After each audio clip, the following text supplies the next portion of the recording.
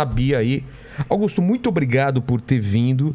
E sempre eu fico pensando assim, um jornalista, porque não sei se criança quer ser jornalista já, né? Ou se isso é depois de um tempo. O que você queria ser quando crescer? Quando é criança, falar, quando eu crescer eu quero ser jornalista. Não é isso, né? Eu queria ser jornalista, mas naquela época não existia faculdade de jornalismo e o pessoal costumava entrar pela profissão de advogado. Ah, é? Não tinha jornalismo? Não tinha, porque eram nos anos ainda 60 que eu estava na idade de escolher profissão.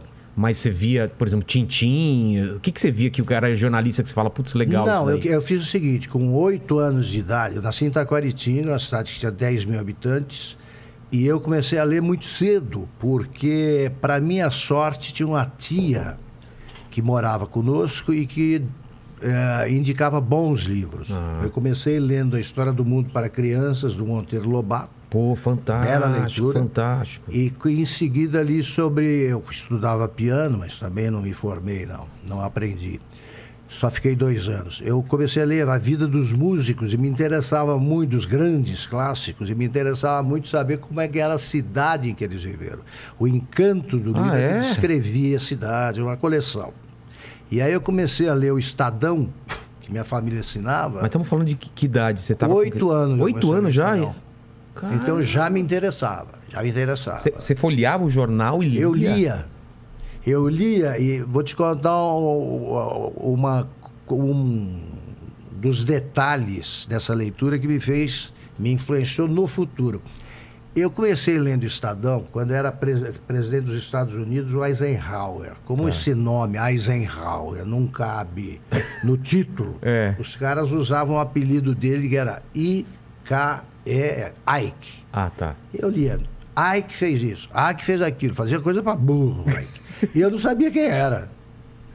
Tá começando. Aí eu perguntei para uma tia-avó, que lia também o Estadão, não tinha caderno, ela ia dando páginas para mim. Quem é esse Ike? Ela falou, não, é Ike, é o apelido do presidente americano e tal. A partir daí, em todos os jornais que eu dirigi, eu dava no texto o apelido, o nome, e em seguida explicava. Porque é um erro, né? Ike, claro. Você deixar só o apelido para quem não sabe, pode estar começando a ler jornal um cara. Então, eu punha FHC. Mas no texto era Fernando Henrique Cardoso. Entendi. FHC para a pessoa entender. Eu comecei muito cedo. Mas você lia tira também de jornal? Você lia tudo? Eu lia cultura, notícia. Parte cultura. Notícia. É mesmo? Notícia. Eu gostava de notícia. Mas por que? Influência do seu pai? Seus pais, você via eles... Eu gostava de política porque meu pai foi prefeito 4 vezes. Então eu já nasci perto de Palanque. Já dentro da política. E eu queria saber como é que era a política estadual, tal, desde muito cedo. Um interesse estranho até, mas eu sempre gostei. E eu me achava, pelo menos, uma pessoa normal, porque eu gostava de futebol, gostava de brincava na rua. Esporte, brincar na rua. Tive uma infância normal e infância de garoto do interior. Tipo... Ficava na rua. Pipa, empinar pipa, peão... Tudo, brigar na porta de colégio. Tudo. E era muito bom ser filho de prefeito, porque você não pagava, né, para entrar em nada. Ah, é? Eu ia pro cinema de graça, jogo de futebol, time da cidade de graça e circo. E aí era uma boa. Então eu acho graça quando os caras ficam falando, não, é um peso ser filho de fulano e tal. Não, né? Eu acho ótimo, ser filho de prefeito foi ótimo. E o que ele te falava da vida pública? Ele reclamava? Olha, ele gostava? Ele gostava de ser prefeito. Foi 4 vezes, né? E ele era um cara de bem com a vida totalmente. Um jeito que participava de lutas políticas e tal, mas muito bem-humorado. Que partido era? Nessa época, o que era? Naquela época, aí que tá, não existiam partidos de verdade. Eu me lembro que ele foi candidato pelo PTN, Partido Trabalhista Nacional, que era uma ramificação do PTB que já existia. Partido Trabalhista Brasileiro. Ele era getulista. Entendi. Então ele acabou sendo candidato por um partido que apoiava o Getúlio. Mas no interior nunca teve importância o partido. Era a pessoa. Eu, por exemplo, não sei hoje a que partido pertence o prefeito da minha cidade. Entendi. Nem o eleitorado continua assim? O pessoal volta na pessoa independente do partido? Na pessoa. No interior, o Brasil nunca teve partido. É, né? Nunca. Essa coisa forte do que nem tem nos Estados Unidos, né? Na Primeira República, teve só o Partido Republicano que tinha a letra do Estado e que existia lá a seção regional e era diferente um do outro. Então, Partido Republicano Paulista, Entendi. Partido Republicano Mineiro e tal. Então, na Primeira República não existiu. Mas seu pai não foi eleito. A gente estava na ditadura, como que funcionava? Não, ele foi o seguinte... Era indicado? A primeira eleição dele, ele era vice-prefeito. Tá. O prefeito em exercício foi candidato a deputado e ele assumiu. Entendi. Isso em 1954 ele assumiu. Em 1958, ele foi candidato a prefeito pela primeira vez, segunda vez foi em 68, pouco depois, antes do AI-5. É. E ele ganhou em 82, foi o último mandato dele. Em 82 você já tinha tido a anistia, já havia partidos. Ele era do BMDB. PMDB. MDB. MDB Isso, e Arena? então ele não chegou a disputar a prefeitura na ditadura. Entendi. Mas a ditadura interferiu na vida dele, porque criou a sublegenda para permitir que facções que eram antagônicas em cidades pequenas apoiassem o governo militar. O que é uma sublegenda? Sublegenda, isso era o seguinte: a Arena, que era o partido do governo, tinha o direito de lançar 3 candidatos em sublegendas, um partido dentro do partido. Tá. E somava a votação dos 3. Nossa. Então, em 1976, meu pai foi candidato pelo MDB, que tinha 2 sublegendas, mas o outro candidato do MDB teve uma votação muito baixa. O meu pai foi o mais votado entre todos os candidatos. Não venceu a eleição, porque houve a soma das sublegendas da Arena, que reunia 2 grupos contrários ao meu pai e também contrários entre si. Era um negócio que, quando via um jornalista americano na Veja, ele não conseguia entender. Não entendia. Jornalista americano não conseguia entender o que é senador biônico. O governo podia nomear 1/3 do Senado sem eleição. E eram figuras, assim, de ilibada reputação, tudo bandido. Ah, é? Tudo bandido. E o governo militar indicava: isso aqui é senador. Outros 2 tinham que disputar a eleição. Não dá, né? Não dá. Não dá. Caramba. Então o Brasil não tem partido por isso. Você tem hoje, são 29, se não me engano agora, e tem na fila quase 50, porque ter partido é um ótimo negócio. É um negócio, né? Você tem direito ao fundo partidário todo ano. É. Você vive disso. Sabe aquele, como é que é, o Emael? Imael, o democrata. Sempre. O partido dele, o nome agora é DC, Democracia Cristã. Ele nem é candidato mais, mas ele vai receber agora esse ano, do fundo partidário, 4 milhões. Com 4 milhões você não viveria tranquilo um ano? Tranquilo, que absurdo. Ele vive disso. Ele vive disso. Que absurdo. Você tem partido que não tem deputado nenhum e recebe fundo partidário. Tinha que acabar isso, Se você tiver né? 3 vereadores no Rio Grande do Norte, você já recebe. Já recebe. Já. E não tem a menor possibilidade de acabar isso um dia, de Tem, reduzir. né? O problema é que é votado por pessoas interessadas. O Congresso não poderia votar coisas que dizem respeito a ele próprio. É. Não podia. Tinha que ser outra coisa. Seria em plebiscito, né? Usa o sistema americano. Na cédula você inclui essas coisas e o eleitor decide, porque eles não deixam. É. Isso está aí.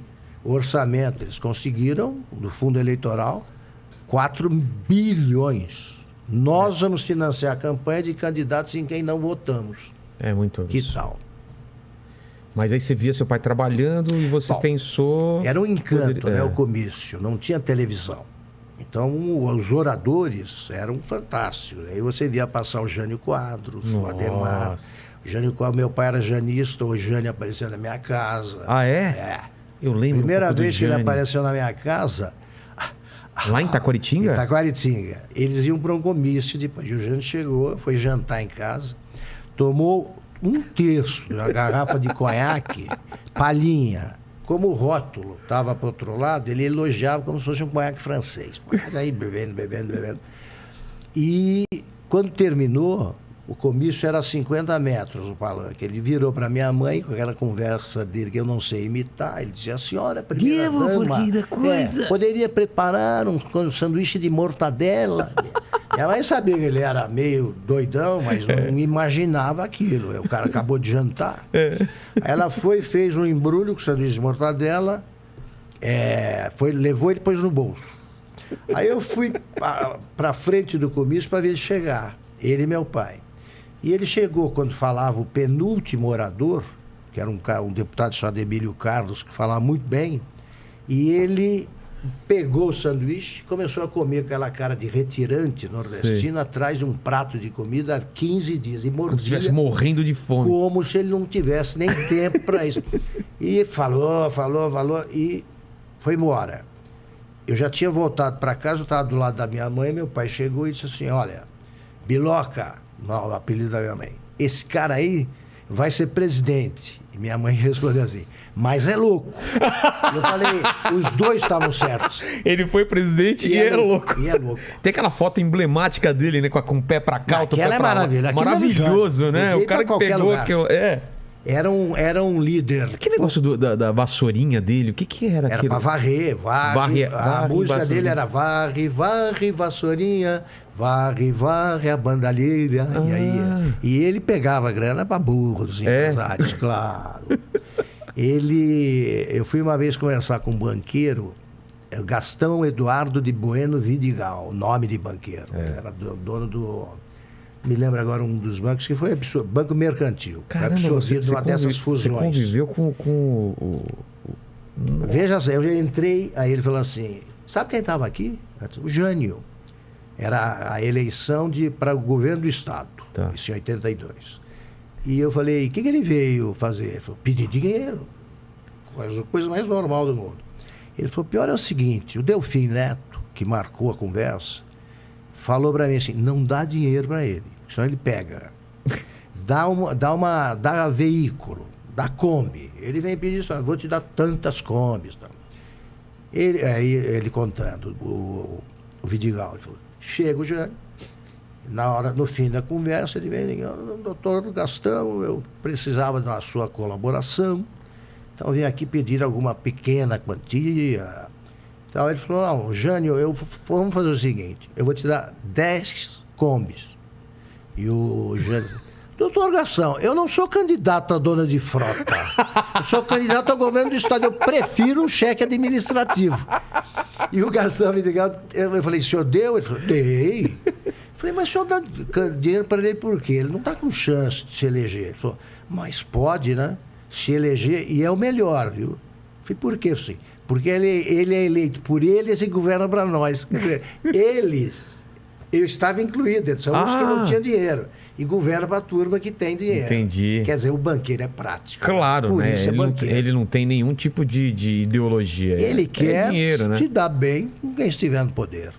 Banco nunca perde, né? E tem aquela frase do... Eu não sei se foi alguma pergunta de jornalista, né? Do bebo porque é líquido. Se fosse sólido, comê-lo-ia. Comê-lo-ia. Mandaram essa? Eu já bebi com o Jânio Quadros, uma coisa... Você tomou um porre com ele? Um porre com ele, eu fui goleado espetacularmente. Ele bebia bem, então? Muito. Caramba. Muito. Eu fui conversar com ele estava voltando num cargueiro, eu tinha 30 anos. Eu falei, agora eu pego. Ele estava com... E bebia bem. Ele era o quê bebia. Na época? Ele seria candidato a governador. Ah, tá. Governador. Tá. E então eu fui para o Guarujá encontrá-lo, e antes de mim foi um repórter chamado Joãomar Moraes, que era abstêmio, e subiu para acompanhar o Jânio no Porto de São Sebastião. Aí eles vieram. Quando eles descerem no Guarujá, eles foram almoçar.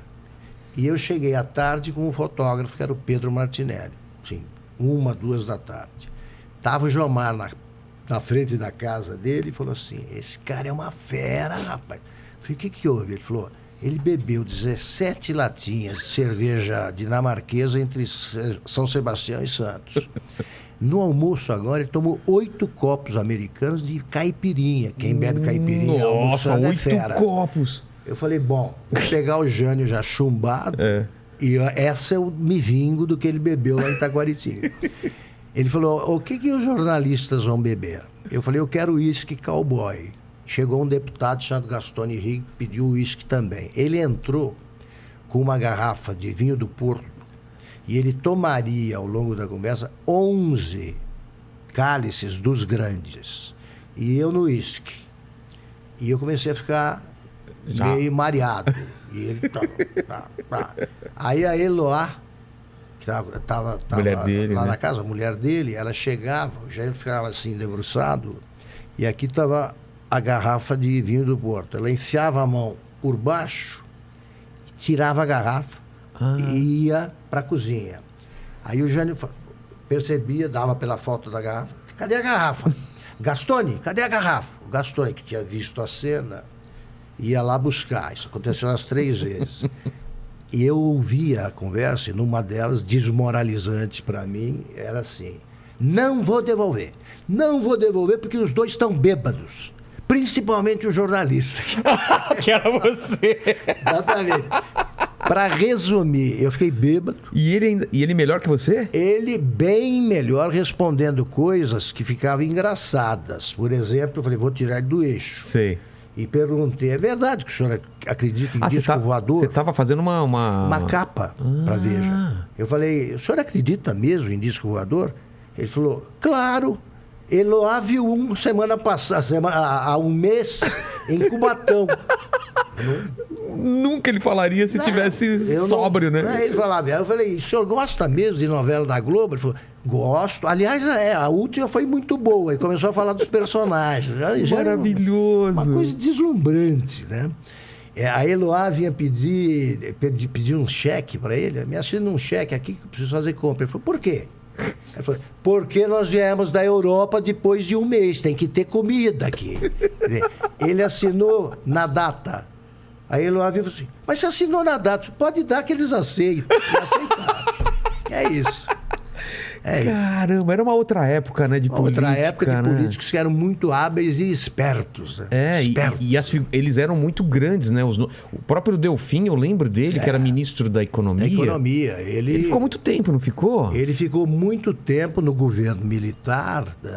Ele foi ministro com o Médici, o presidente Médici, o general, né? E ele mandava na economia mesmo. Então... Porque os militares não entendiam. Não entendiam nada, né? E ele, os tecnocratas, ele né? chamava os empresários e enquadrava. Ele mandou mesmo, era muito jovem. Está vivo ainda, né? Eu queria até conversar com... E ele inteligentíssimo, né? Olha, conversa porque vale a pena. E ele é espertíssimo. Como que era essa época, Augusto? Olha, na época do regime militar foi baga, né? Porque você era jornalista e tinha censura. Eu trabalhei com censura. O que é? Ficava alguém ou você não sabia quem é que estava... Na censura ficava o censor. Você sabia quem era? Na Veja, ficava numa sala. Tinha um cara que você sabia que era o censor e você ficava numa sala. Nossa. Aí ele lia as laudas, né, de papel e botava um X na dúvida. Já se ele não entendia bem a matéria, ele já botava um X. Se ele achava que era uma matéria contrária ao governo, aí ele punha com mais facilidade ainda. E ele ficava tão à vontade que num determinado momento ele mandou um recado escrito para o diretor responsável, pedindo o seguinte, que ele falou, olha, em nome do bom convívio entre nós e tal, eu gostaria de ser servido por esse cafezinho que essa mulher distribui e tal, e o diretor responsável disse, não, o senhor vai dizer, pode buscar o cafezinho, ele tem, mas o senhor não é a autoridade do jornal, da revista. É muito castradora a censura, porque no começo você quer bancar o herói. Vou escrever. E vou tentar passar. Vou escrever e deixa ele censurar. Na terceira tentativa, você já percebe que será censurado e te passa a sensação do inútil. Para quê escrever? Então, a gente... Mas dá um exemplo de uma coisa que você escrevia que não passava, por exemplo, você não ia xingar o cara. Uma palestra de um professor em inglês qualquer na Unicamp. Sei. Ele deduzia por uma linha, duas, que era um professor esquerdista E não publicava. Não era nada direto Nada. assim. Eles, na dúvida, qualquer coisa. Mano, eles Música eles faziam Eles isso? impediram, o governo impediu que viesse para o Brasil o balé de Moscou por ser russo. Só por causa disso? Só. Não tinha cabimento nenhum, não Nossa. fazia sentido. No Pasquim foi censurado também. O Pasquim vai ser um foi inferno, censurado. né? O Pasquim, eles encontraram uma solução pela cama. Né? Eles começaram a comer a censura. Ah, é? É. E aí começou a passar Dona mais... Solange, passava tudo. Passava tudo. Imagina a Dona Solange se vai censurar o Tarso de Castro, que era priápico, né? Ele ficava com ereção. Total. Não, esse era escalado, né? Em nome da pátria. Ele era o cara que era o primeiro, o herói da frente da tropa lá. Para servir a Sim. causa jornalística. Aí depois a Ziraldo, não sei o que, eles se revezavam. Enfio, quem é que não queria? Né? Então ali eles foram livres enquanto durou a farra com a Dona Solange. Entendi. E depois puseram um homem e eles, evidentemente, encerraram esse truque. Que maravilha. Mas você chegou a ter medo de alguma coisa maior Olha, do que uma simples censura de riscar o texto? Quando eu fui estudante no Rio de Janeiro, estudei na Nacional de Direito, e eu cheguei ao Rio, saído de Taquaritinga, que tinha 10 mil habitantes, era uma cidadezinha do interior, eu fui para o Rio. Taquaritinga é perto de qual outra cidade? Araraquara, Ribeirão, sei. é Porque eu sou de naquela Penápolis, região. eu sei mais ou menos. Penápolis. Penápolis Bauru. Penápolis disputou com Taquaritinga, se eu não me engano, que é de cidade contra cidade do Silvio Santos. Olha só. É isso aí. Cheguei à Faculdade Nacional de Direito, que tinha o Centro Acadêmico Cândido de Oliveira, que tinha sido presidido 2 anos antes pelo Vladimir Palmeira, que era o principal líder do movimento estudantil. O centro estava fechado, então nós fazíamos eleições, reuniões no bar da esquina. Eu cheguei ao Rio, começaram as aulas dia 4 de março, dia 29 de março de 68, mataram aquele estudante no Calabouço, que era o restaurante dos estudantes mais pobres. Começou o movimento estudantil. Eu me elegi terceiro vice-presidente do Centro Acadêmico, era o Caco Livre, em junho. E a partir daí eu frequentei mais os corredores que as salas de aula. Claro. Então, eu nunca me formei, fiquei 2 anos. Em 69, eu fui preso 4 dias só, por sorte, na aeronáutica. Não fui torturado. A tortura estava começando. Tá. Mas eles me deixaram, por exemplo, algemado com a mão por baixo da perna 8 horas. É? E a pior angústia, é por isso que eu fico falando contra a existência de preso político, seja qual for a posição dele. Qualquer que seja a posição. Você não sabe, você não enxerga o horizonte, o fim do caminho. É melhor você ser condenado a 5 anos. E saber. 5 anos, menos 1, menos 2, menos 3, do que você ficar pendurado na brocha e sem saber se você vai sair amanhã ou daqui a 2 anos. Porque eles falavam, olha aqui, você é filho de prefeito? Prefeito não manda merda nenhuma aqui. Ninguém sabe que você está aqui. Ninguém sabia. E por que você tinha sido pego? Eu fui pego porque eu fui encontrar uma namorada que ela sim era procurada, secretária do Centro Acadêmico. Caramba. Sônia Ramos. Ela tinham decretado a prisão preventiva e ela sumiu. Tá. Depois de um mês ela me ligou, dizendo, olha, a revogar a prisão preventiva. Então combinamos de nos encontrar nesse bar que era a sede do Centro Acadêmico. Eu cheguei, encontrei, aí fomos andar pela faculdade, voltamos para o bar e eu estava pensando numa grande noite, né? Estava fazendo planos diferentes do que eu tive de executar involuntariamente. Quando entraram caras, começaram a entrar 4 caras no bar que eu imediatamente reconheci neles policiais, porque a paisana. O que denuncia é a roupa, né? Todo policial acha que é mais alto e menos gordo do que é. Então ele tem o botão explodindo aqui na camisa e o terno vem aqui embaixo. Entendi. Parece um amigo da onça. Eu bati o olho e falei, é a polícia. E o que me assustou foi que eles falaram o meu nome. Eles tinham identificado, eles foram lá para prender a Sônia, conseguiram o meu nome com alguém e falaram, seu Augusto e Dona Sônia. E foram com carros de chapa fria, nos levaram para... Ela foi também, então? Ela era procurada. Tá. Ela era procurada. Nós fomos para a sede da PM, depois para a aeronáutica no Santos Dumont e depois para a aeronáutica no Galeão. E ali foi complicado. E ela ficou 24 dias, eu só fiquei 4. Depois ela caiu na clandestinidade, foi para a luta armada e eu nunca mais vi. Nossa, ela nem foi sabe trocada, o que aconteceu. Não sei porque Sabe? ela foi trocada pelo embaixador alemão, um dos 40 presos, que era ela, né? Caramba. Uma das presas. E ela foi para a Argélia, depois andou pelo Chile, eu sabia de longe. Até que, há pouco tempo, eles fizeram uma festa, esses que tiveram de sair do país, em troca do embaixador sequestrado, e aí eu vi na festa ela.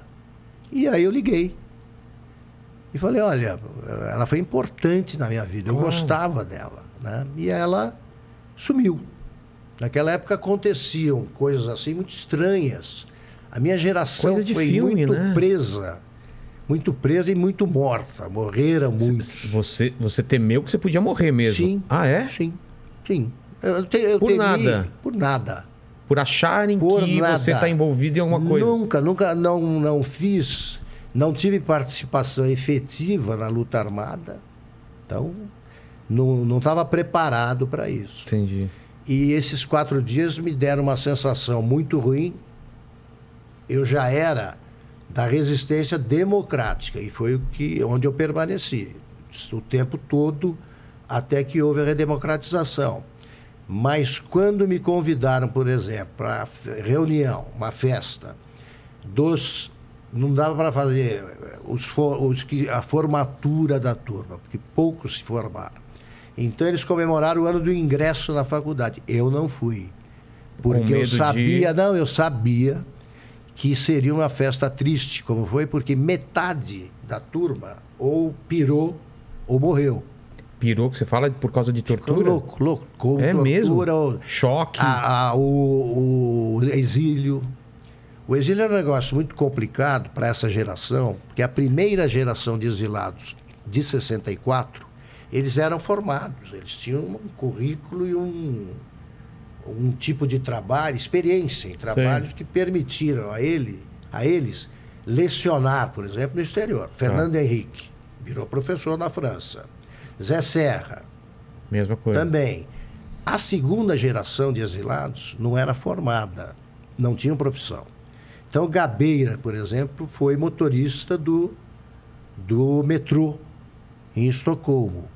Aliás, ele tinha tão pouca experiência como motorista de metrô, piloto de metrô, que ele, puxando um fumo, ele passou direto pela estação central de Estocolmo. A galera esperando. E o Gabeira, vamos aí. Ih, vamos embora, cara. Quer dizer, era isso que eles podiam fazer. Maravilhoso, cara. E eles faziam coisas, eu conversei com exilados, falei, pô, eu fiz coisas que eu não posso me recuperar disso porque eu tenho vergonha. Por exemplo, roubar passaporte de algum amigo que passava por lá para deixar alguma coisa mandada pela mãe, pelo pai. Eles roubavam o passaporte porque eles não tinham. Como que é ser exilado? O governo chega para você, coloca você no avião e manda para um lugar. O primeiro lugar te acolhe, mas não te ampara. Eles não davam, por exemplo, assim, passaporte argelino. Não? Você é um cidadão argelino, você é um cidadão você é um francês. É apátrida. Você é apátrida durante um determinado tempo. Entendi. Até que você consegue um passaporte de países bem liberais, como, por exemplo, Suécia, você acaba conseguindo. Tá. Ou então cubano. Mas o passaporte cubano para um brasileiro era um problema a mais. Claro, não ia conseguir voltar, né? Então você não pode nem procurar emprego, porque não dava. Nossa. É duro. Então muita gente pirou nessas circunstâncias. Entendi. E você levava coisas para ele, eles ficavam tristes com a visita. porque eram todos saudosos aí do Brasil. Até 79, isso aí durou. Então foram... A anistia foi em 79. 79. Então a parte muito dura da ditadura pegou o período de 69 a 79. A parte dura. Entendi. Dura. Em que tudo isso ocorreu. Porque a gente pensa em exílio como uma coisa legal. Os caras estavam na França, os caras estavam vivendo bem. É legal para, por exemplo, para o Fernando Henrique. Não deixa de ser angustiante. Chico Buarque. Né? O JK, o Juscelino Kubitschek, foi angustiante para ele. Ele queria ficar no Brasil. Ele era um cara brasileiro. E ele foi mandado para onde? Ele foi para a França, tá? É um belo país. Mas ele queria voltar. O Jango, ele gostava de voltar do Uruguai para ficar vendo da fronteira o Brasil. Olha só. E não pôde se voltasse, era preso? Preso imediatamente. Imediatamente. Não deixavam. Caramba. E aí você tinha, quando houve a volta dos exilados, aí que o país começou a ficar mais democrático. Mas a eleição direta do presidente esperou mais 10 anos. Foi em 89. O movimento Direta Já. Collor contra o Lula. Movimento Direta Já foi depois. E o Tancredo? Não, depois, foi antes dessa aí. Tá. O Tancredo... Tancredo versus Maluf, não era? Houve o programa, o Movimento Direta Já. Certo. O Tancredo Neves dizia, ele era um dos mais brilhantes políticos que eu já vi. Tem uma lembrança tão boa dele. Mas né? era de uma lucidez. Ele falou o seguinte, eu ouvi dele. Ele falou, esse movimento é muito bonito, mas é lírico. Não vai ser aprovado. Qual? Do Direta Já. Ele falou, não vai ser aprovado. Então nós temos de nos preparar, o Congresso. Tá. Tinha de aprovar por uma maioria qualificada, 2/3. Não dava para chegar. Porque eles escolhiam... A turma entrava romanticamente, Ulisses Guimarães, os jornalistas, tá? Então você queria acreditar. E o Tancredo falou, nós temos de nos preparar para o colégio eleitoral, que era você disputar contra o candidato do governo. Foi o Maluf. O Tancredo Neves disse o seguinte durante a campanha, olha aqui, mais importante que escolher aliado é escolher o adversário. E eu vou tentar forçar a Arena a indicar o Maluf. Porque como o voto é aberto, é mais difícil para o cara dizer assim, Aureliano, né? É mais difícil dizer Maluf do que Aureliano. O Maluf pela imagem do já Maluf. Tinha aquela imagem do ladrão, do rouba mais faz, já tinha? Tudo. Só que o Maluf, ele conseguiu o apoio do Figueiredo, que era o presidente, e conseguiu a maioria já era o PDS, o partido, que era presidido pelo Sarney. Então o Tancredo começou a fazer alianças com os que defendiam a candidatura do Aureliano e do Andreasa. E eles saíram do PDS e formaram a Frente Liberal para apoiar o candidato do MDB. Foi o Tancredo. Ele fez uma campanha como se fosse direta. Era a multidão apoiando. Eu lembro das imagens, né? E ele foi eleito em 84. Praça da Sé, talvez, não é? Também. Aquela imagem... Na Praça da Sé você teve os dois comícios. Teve? Da Direta Já e do Tancredo. Tá. E o Tancredo, ele fez... O discurso da vitória dele era uma peça literária, maravilhosa. Ele mesmo escreveu? Ele mesmo escreveu. Então, tinha um trecho assim. Ele veio de onde? O que ele era? Minas, né? Mineiro, ele era advogado. Ele se elegeu deputado federal com 40 anos, pouco menos que isso, e tinha pouco mais de 40 quando ele foi ministro da Justiça do Getúlio Vargas. Entendi. O Getúlio, com o suicídio, quando houve o suicídio, o Tancredo foi um dos 3 ministros, só que defenderam a resistência. Ele disse, se o senhor me der ordem, eu prendo. Não, o pessoal da oposição que está tentando golpe. Golpe. E ele fez um discurso, foi um dos que discursaram à beira do túmulo. Então ficaram marcados como grandes políticos. Né? Ele era uma grande promessa. Quando ele foi presidente, ele já tinha 70, ele era conhecido bem velhinho, como um dos mais brilhantes negociadores e cara corajoso. E aí ele falou, ele tinha citações literárias como É com o êxtase e o terror de haver sido escolhido, entrego-me hoje, como diria Rimbaud, entrego-me hoje ao serviço da nação. Um negócio tipo Churchill, ali, bonito, bonito. E aí, como disse o Milor Fernandes, nós dormimos com o Tancredi e acordamos com o Sarney. Não dá. Que foi aquela tragédia? Eu era Tragédia muito pequeno. absoluta. Eu só notei. Você estava Depois, lá? eu conversei muito com ele. Tá. Não vi, eu acompanhei o enterro, não, cobri daqui. Mas eu conversei com ele várias vezes durante a campanha e só percebi, eu sabia dos gestos dele. Ele gostava de ficar, quando ele estava um pouco tenso, ele mordia a gravata, ele enrolava a gravata. Eu só percebi tarde que ele punha muito a mão aqui. Ah. A mão aqui no abdômen. Ele já estava com uma dor aí, com aquela doença, que se ele começasse a tratar com uma semana de antecedência... Não morreria? Não morreria. Quando ele foi operar, a cirurgia foi acompanhada por gente de terno que tinha vindo da rua, coisa horrorosa. O Antônio Carlos Magalhães contou, olha, eu cheguei, ninguém me parou, é uma espécie de UTI. Claro. Então estava cercado de gente que trazia tudo que podia dar uma doença virótica e trazia na roupa.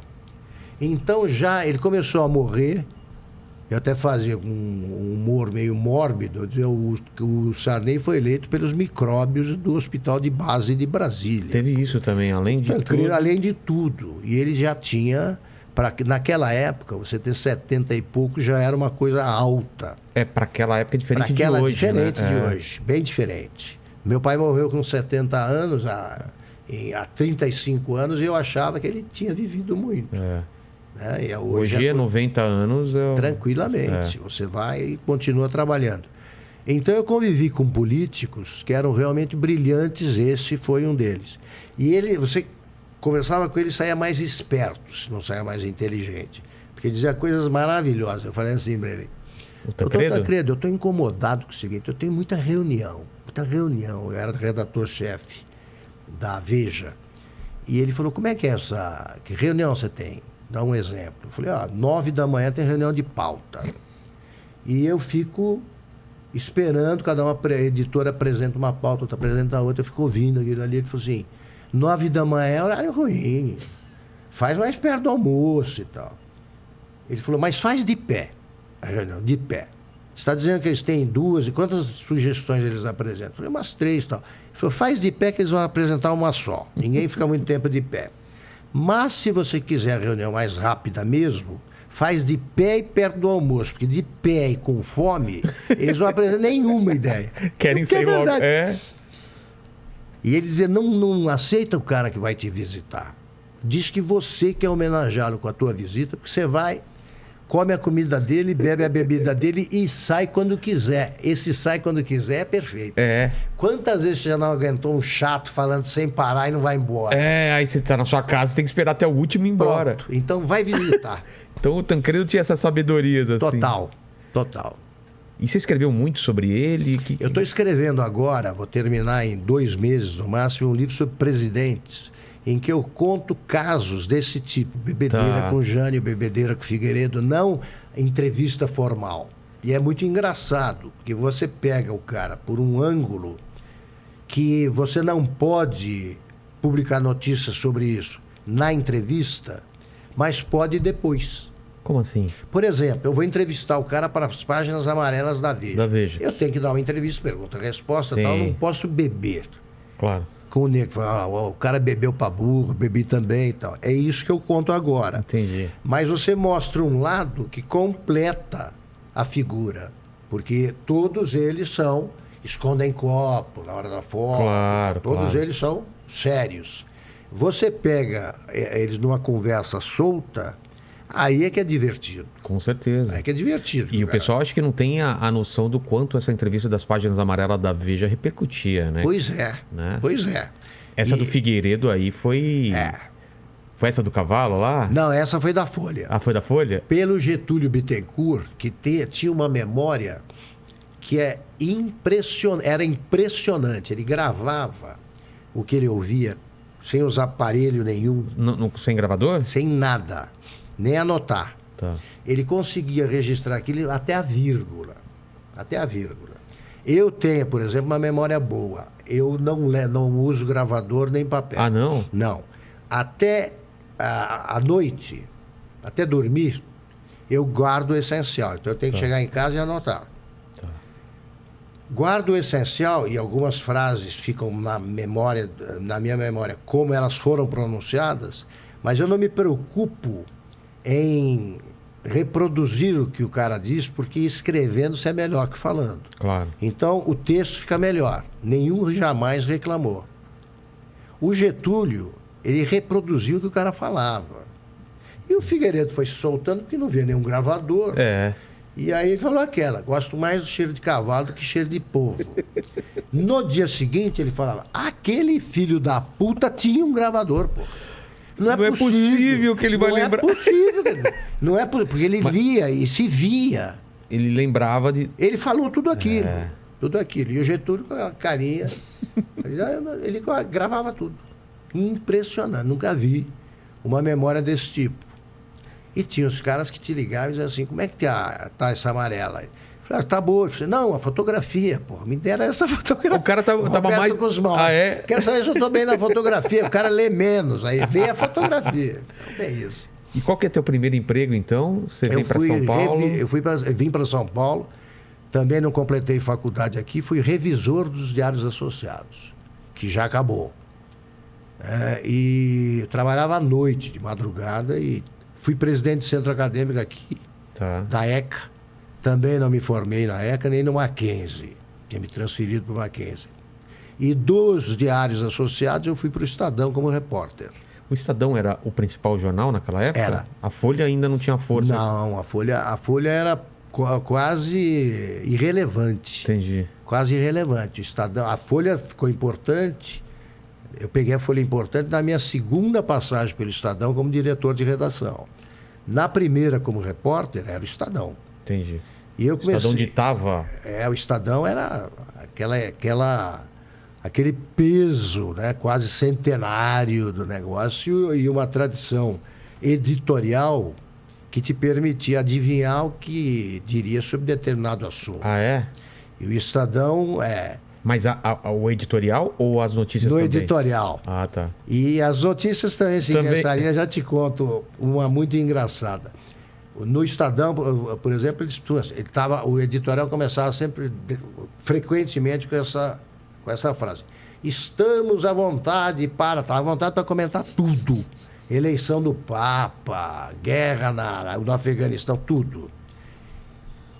É por isso que o Milor fala, estou à vontade com o editorial do Estadão. E isso determinava, essa solenidade, influía editorialmente, porque o Estadão, até 1968, não publicou nenhuma notícia sobre o Brasil na primeira página. Como só assim? Internacional. Eles falavam para o mundo. Aí você vai me perguntar, peraí, não deram o Getúlio na primeira página? Não. Não deram? Não, deram uma página interna. E o que ia, por exemplo, na primeira página? Na primeira página ia Inglaterra, queda do primeiro-ministro da Austrália, e o Ike. Por quê? E o Ike, que era manchete toda hora. Porque o doutor Julinho, que foi o mais poderoso dos Júlios, ele dirigiu o Estadão de 1929 a 1969. Tá. Ele contratava um correspondente em Paris, ele ficava falando em francês. Aí pegava um cara que sabia falar italiano, ele falava italiano, ele gostava do mundo, achava o Brasil brega. E a primeira notícia nacional do Estadão na primeira página foi a vitória da seleção brasileira na Suécia em 58. Era a primeira vez que o Brasil foi campeão do mundo. Aí deram na primeira página. E a partir daí foi entrando outra e ficou um jornal normal, né? É, claro. Porque não é normal você noticiar você dá prioridade absoluta para o exterior. Mundo. Mas como que é um jornal quando você entra? Como funcionava? Olha, era máquina de escrever? Era máquina de escrever. Bom, eu comecei no jornal, na verdade, na minha cidade, aos 15 anos, escrevendo num semanário onde meu irmão tinha uma coluna, meu irmão mais velho.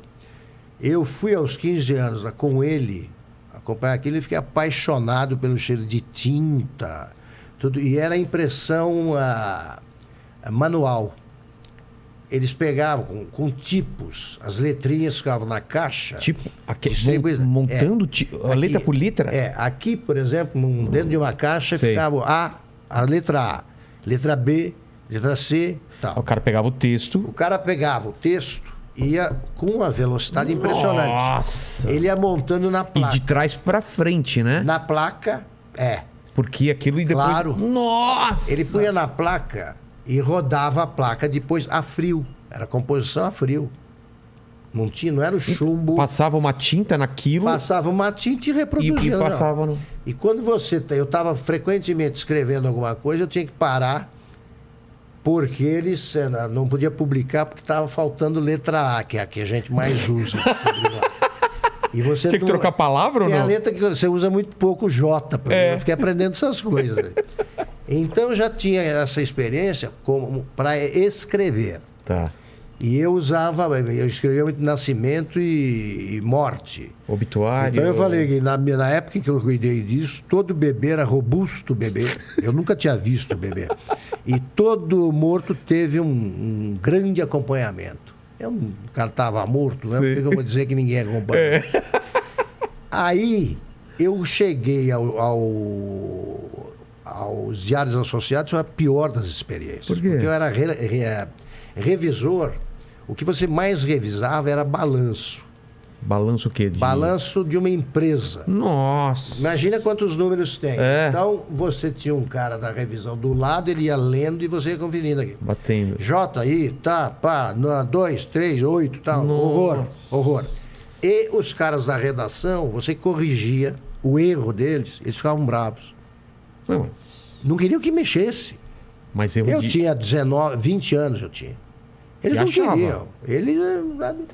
Erro de português, erro da teolografia. Aí me aconteceu o seguinte, eu cheguei ao diretor de redação, Durval Monteiro, e falei, escuta, eu queria trabalhar como repórter à tarde, que eu trabalhava na revisão à noite, para aprender a fazer reportagem e tal.